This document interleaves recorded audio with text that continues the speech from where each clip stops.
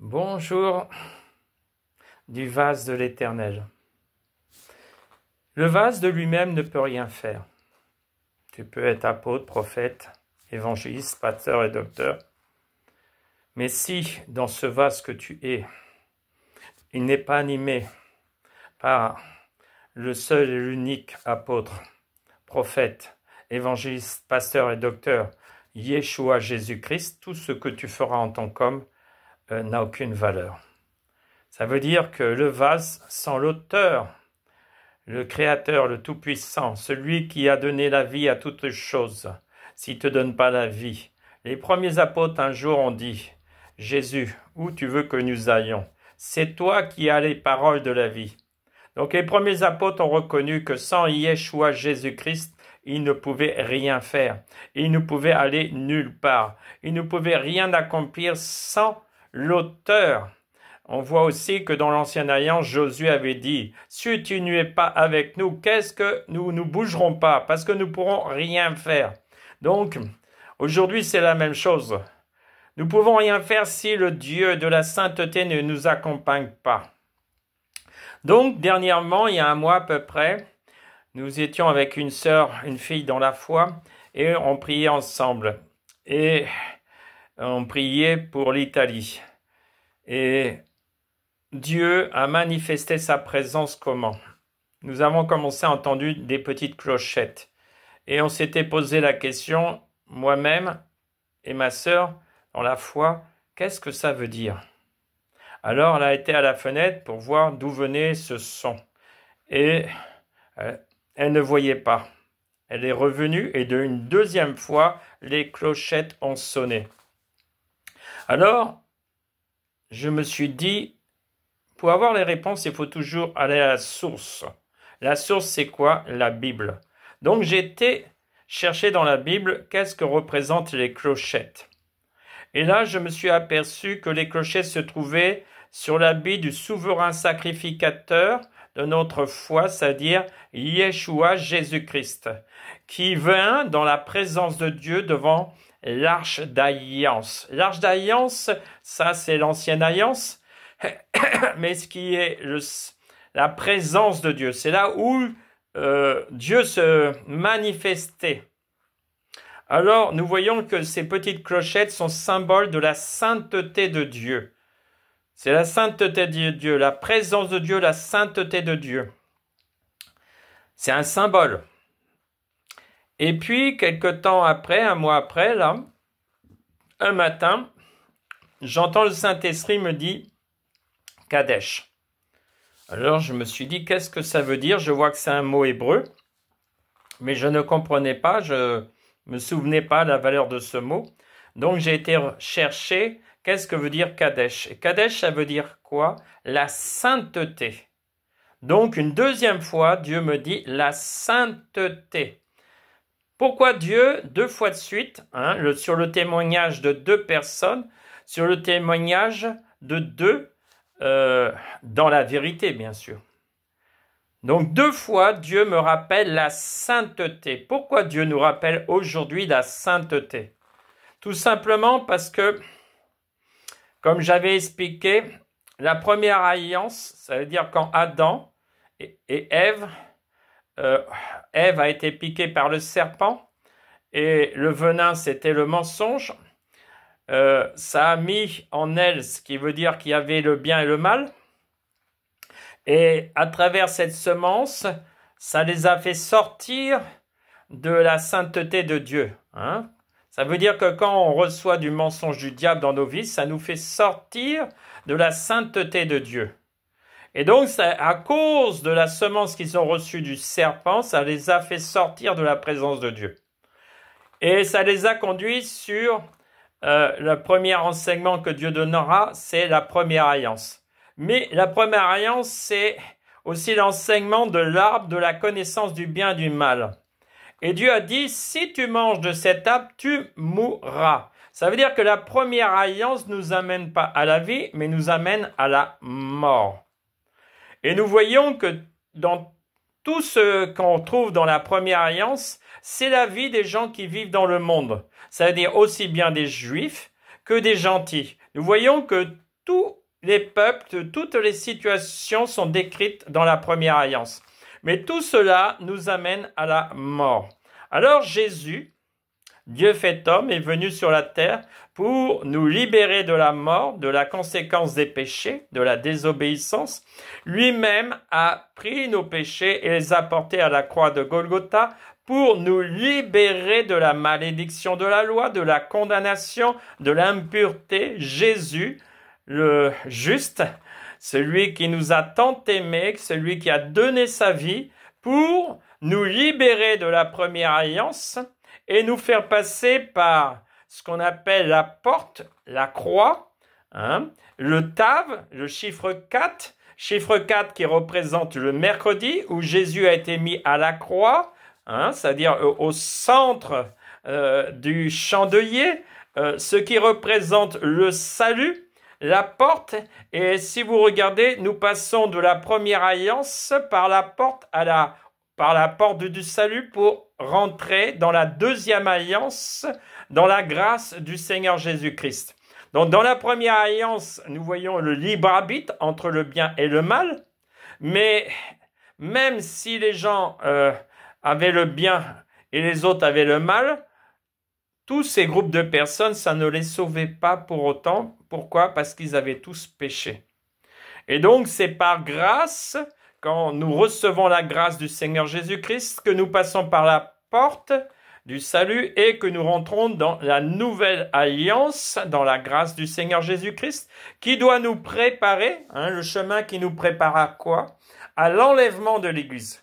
Donc, tout ce chemin de la première alliance n'est qu'un chemin de sanctification. Sanctification veut dire reconnaître les péchés que nous avons dans nos vies, demander pardon pour ces péchés, et le sang de Jésus-Christ nous purifie de tout péché, et l'eau pure de l'évangile, cette eau pure va nous purifier. Ça veut dire comment? Par la vérité. Parce qu'aujourd'hui, nous voyons bien des églises qui ont accepté des doctrines étrangères, des doctrines d'hommes, mais ça ne purifiera pas les hommes. Tous ceux qui vont demeurer dans ces doctrines des hommes, c'est la Vierge folle. Et cette Vierge folle, elle passera par la grande tribulation. Ne vous trompez pas. Seuls ceux qui auront sanctifié, c'est-à-dire demandé pardon pour tous leurs péchés, qui ont... la Bible dit que dans la fin des temps, que celui qui se sanctifie davantage, et celui qui se souille davantage. Donc vous voyez, vous avez le choix du monde, le monde qui se souille, et puis le choix de Dieu de sanctifier. Donc si vous voulez que Jésus vienne vous chercher pour l'enlèvement, vous devez être des vierges sages et pures, sanctifiées. Donc ça veut dire avoir demandé pardon pour vos péchés et de vous purifier par cette eau pure. Donc que vous soyez dans le rocher, pas simplement connaître, c'est bien de connaître la Bible, mais être dans le rocher, c'est d'être dans la parole. Aujourd'hui, beaucoup veulent se justifier, mais n'oubliez jamais que celui qui va nous justifier, c'est le Seigneur. Parce que lui, il verra qu'est-ce qui se trouve dans nos vases. Est-ce qu'il trouvera sa parole pure dans nos vases? Est-ce qu'il trouvera la vérité en nous? Ou est-ce qu'on fera des compromis dans nos vies? Un pied dans le monde, un pied dans le Seigneur. Nous ne sommes pas là pour condamner. Jésus a dit, je ne suis pas venu pour vous condamner.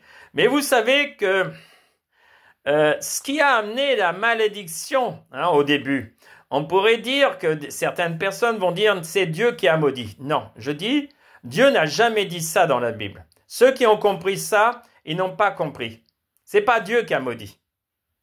Dieu a dit les conséquences d'avoir reçu le mensonge dans vos vies, cette semence du menteur amène la malédiction dans vos vies. La semence du diable, le mensonge du diable dans la vie des gens amène la malédiction. Et la bénédiction vient de la parole de vérité de Jésus. Donc ça veut dire que pour sanctifier vos vies, il y a un seul moyen, lire la parole de Dieu qui va sanctifier vos vies et abandonner tout mensonge du diable dans vos vies. C'est votre choix, Dieu vous laisse le libre arbitre, mais ne dites pas que c'est Dieu qui maudit vos vies. Non. Personne ne peut maudire vos vies si ce n'est ce que vous laissez, vous permettez d'écouter des fausses doctrines, d'écouter des faux enseignements. Il est bien préférable, bien sûr, il y a des bons serviteurs de Dieu. Hein, on ne va pas dire que tous sont des mauvais serviteurs de Dieu, non. Mais quand un serviteur de Dieu vous enseigne, vérifiez comme les gens de Béret dans la parole de Dieu pour voir ce qu'on vous enseigne est conforme à la vérité. Parce que si vous êtes des moutons de Panurge, hein, qui mangent un peu n'importe quoi, ne reprochez pas aux hommes de Dieu, mais le salut est personnel, donc sauvez vos âmes. Et comme je rappelle, Dieu a dit maintenant, c'est le temps qui va séparer. Il va séparer l'ivraie du bon blé. Il va séparer. C'est un temps bientôt de séparation. Nous voyons de plus en plus que les choses avancent, que les signes sont, hein, comme on voit les torrents de boue, ça veut dire quoi? L'eau et la boue, ça veut dire quoi symboliquement? Ça veut dire l'impureté qui vient rentrer dans les maisons. Bien sûr, il y a des gens qui vont pas comprendre. Ils vont dire, mais non, mais qu'est-ce qui se passe? Pourquoi il y a tant d'eau boueuse qui rentre maintenant dans les villes, qui rentre dans les maisons? C'est simplement, Dieu veut vous dire, ne laissez pas l'impureté de rentrer dans vos vies. Hein? L'impureté, c'est les paroles du diable dans vos vies. Ne laissez pas l'impureté rentrer dans vos vies. Tout ce qui est impur rentrer dans vos vies. Et ce signe, c'est ce que vous voyez mondialement aujourd'hui. C'est pas Dieu qui fait cela, c'est Dieu qui vous montre le fruit de vos vies. Et il vous prévient, il vous dit, attention, vous laissez l'eau boueuse entrer dans vos maisons. Et cela va détruire vos maisons. Hein? Aujourd'hui, on n'a plus la crainte de l'Éternel. La crainte de l'Éternel, c'est pas avoir peur de Dieu, c'est pas non. La crainte de l'Éternel, c'est d'avoir haïr le mal. Ça veut dire de se séparer de tout ce qui est impur, de tout ce qui est mal. Hein? Sachez-le bien, que tous ceux qui se vautrent dans l'impureté, dans toutes ces choses, il y aura une conséquence. C'est cette eau boueuse qui se répand dans le monde entier. Les gréons, c'est quoi? C'est aussi un signe que les gens se réfugient dans le mensonge. Arrêtez de ça ne vous sauvera pas. Dans la fin des temps, tous ceux qui veulent se réfugier dans le mensonge, dans la tromperie, dans le vol, dans toutes les œuvres du diable, ça ne vous sauvera pas. Mais ça amènera que vous-même, vous récolterez le fruit de cette parole du diable. C'est pas Dieu qui maudit, c'est la parole du diable qui vous maudit. Alors, arrêtez de vous remplir de mauvaises paroles. N'écoutez pas n'importe quoi. Ne regardez pas n'importe quoi. Mais, comme je le rappelle, le Seigneur, il dit, sainteté de l'Éternel. Il viendra chercher ceux qui sont saints pour l'enlèvement. Et ne croyez pas que quand Dieu dit quelque chose, quand Dieu promet une chose, il va l'accomplir. Ça ne dépend pas des hommes. C'est Dieu. Et en 2016, il avait fait montrer la porte des ciels au-dessus de Jérusalem. Il y avait un cercle, une alliance. Et nous voyons les trompettes sonner. C'était pas les trompettes de l'Apocalypse, mais c'était les trompettes pour que la fiancée sage commence à se préparer. Pourquoi? Pour l'enlèvement. Donc, Dieu revient. Dieu revient. Tu le crois ou tu le crois pas, mais Dieu l'a dit dans sa parole, il revient. Yeshua, Jésus-Christ, revient chercher ceux qui marchent dans la sainteté de Dieu.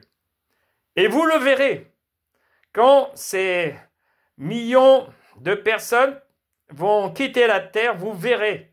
C'est ceux qui marchaient dans la sainteté de Dieu. Pour les vierges folles, vous passerez dans la grande tribulation. Ça ne veut pas dire que vous n'êtes pas sauvés, mais vous allez subir l'épuration par le feu, l'épuration pour retirer de vos vies tout scorie. C'est ce qui vous permettra, c'est-à-dire par la repentance, une vraie repentance, le salut de vos âmes, mais par la mort et non par la vie.